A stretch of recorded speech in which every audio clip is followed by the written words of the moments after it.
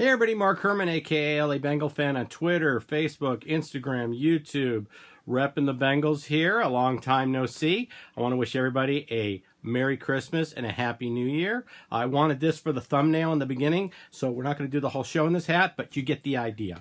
So, just wanted to talk in general terms. I'm not going to do a week-by-week recap. I think we've seen enough. You've had to witness it. Didn't jump for joy when we beat the Raiders. One of the funniest tweets I think I read was, Bengal turnaround underway, winning streak at 1. Marvin Lewis extended to 2028 after the win on the Raiders. It was like, who cares? I mean, we beat up a 3-10 team. It's like, who cares? Just like the Browns game yesterday. I mean, the Browns, I'm happy for their win. We are two teams going in opposite directions, but you guys beat up on a depleted Bengal team. I mean, who cares? So we'll go through. I'll touch on a couple little things, but overall, this is just a general update and an opportunity to wish you all a happy holidays and a happy new year before the end of the season. So didn't expect to win yesterday, especially given the personnel. I mean, we're just so decimated. There's just, when Cody Core is one of your top options, we're in trouble. So did want to comment though on Baker Mayfield staring down Hugh Jackson. It's like, dude, that's so Bush League. I just cut it out. Look at the great quarterbacks. You have all the tools. Baker Mayfield has all the tools to just be a really special player, and the Browns should be very excited that they have a player like him. Look at how Breeze handles himself. Look at how Peyton Manning handles himself. Look about Tom Brady. Would you ever see any of those guys doing that, especially in game 2? Okay, game 1, get your thing out. Do whatever you're going to do. Don't shake his hand. Hug him. Don't hug him. I don't care. That's all minutia and just soap opera bullshit. But look at how they do and pattern yourself after that, because that's just a classless move. Even if you were a Hall of Famer, which you're not, but even if you were, the graphic on that just looks terrible. So grow up. It's time to grow up. If you want to be a great one and you have the tools to do it, cut that stuff out now. That's just my opinion. So and you guys, I'm not even going to respond to comments on it in the comment section, but you guys can argue amongst yourselves. One of the things I want to say right off the bat is I want the Andy Dalton bashing to stop. Stop now. Jeff Driscoll is not the second coming of Steve Young. He was available to us for a reason. Tom Savage, I've seen tweets, people taunting us to put Savage in. Savage is terrible. None of these were upgrades from Andy Dalton. Andy Dalton was not the reason we were losing this season. He was actually playing very well. He was having that same type of season he had before he broke his thumb last time. So Andy Dalton was not the problem. I want everybody just to stop the Andy Dalton bashing and stop acting like Jeff Driscoll's the answer. He's not the answer. If you think he's the answer, look at the stats from yesterday. Look at the first half stats. 3 yards passing. I think it was 2 for 6 for 3 yards in the first half.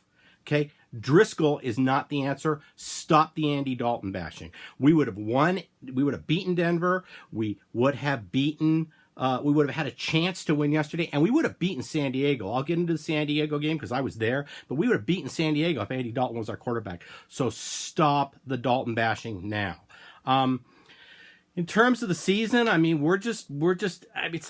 it's like the toilet's been flushed and we're that turd circling the bowl, just waiting, and we're 1 week away from just finally it ending and we're off to the city sewer. So that's kind of where we're at. We've got, I've heard talks about Vance Joseph's going to get fired at Denver and he could be our new DC, and all that may be the case. If it's one thing we learned from last year, it's nothing, and I mean nothing, will surprise me.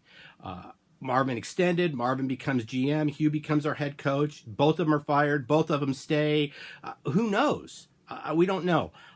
Vance Joseph would be a very competent defensive coordinator. I would welcome him back. Don't think he's head coach material. I think he showed us that in Denver. He had more tools to work with, more money to work with, and couldn't make it happen there.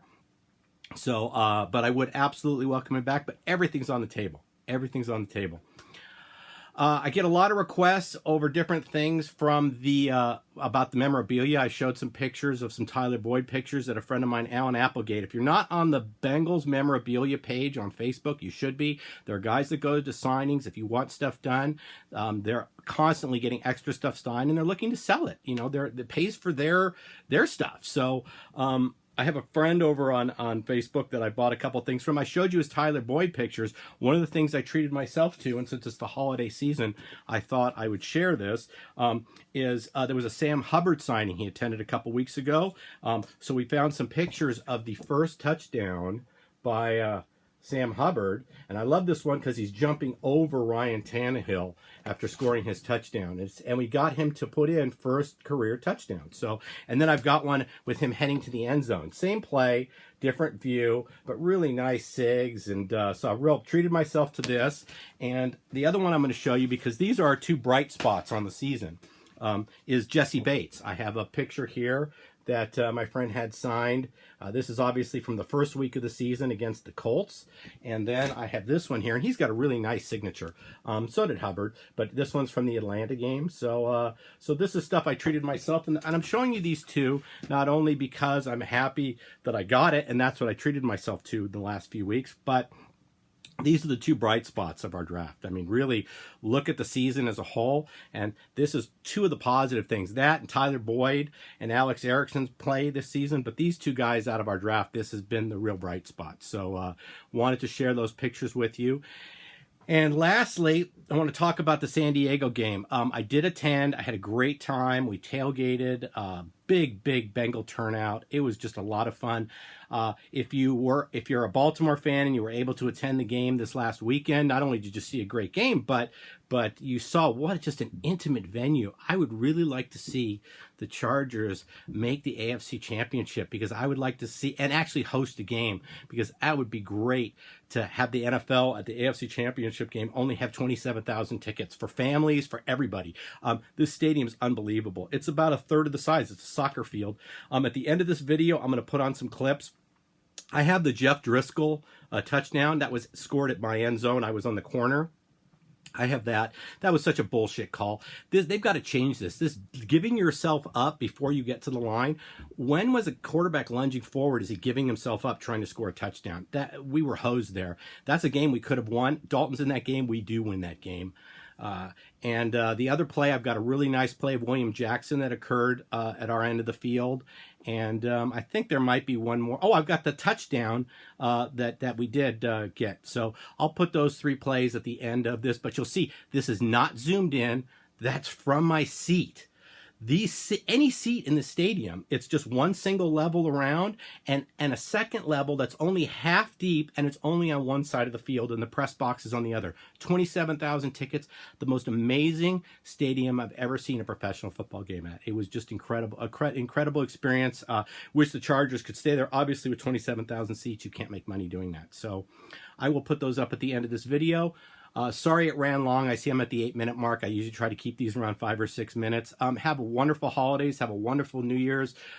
We're all just in holding position to see what's going on, what Mike Brown does. We're just waiting. So we'll see. I'll put something up after the season when there's news. Like I said, Marvin Lewis is fired. Mike Brown dies. I'll put up a video immediately. So that's what we're waiting for, some big news. Let's just see how it turns out. Don't think we're going to beat the Steelers. Don't think it will matter. I think Baltimore takes care of business. They've got the brass ring in front of them, so congratulations. I really think they'll win the division. And lastly, it was just absolutely phenomenal to see karma, to see a guy who sold T-shirts celebrating concussing a player being the reason the Steelers aren't going to the postseason. So that was that was a Christmas gift early, and all I have to say is karma, baby, karma. So with that, I will say fuck Mike Brown until we get back to the Super Bowl, and fuck Marvin Lewis until you're fired. So have a Merry Christmas and Happy New Year, everybody.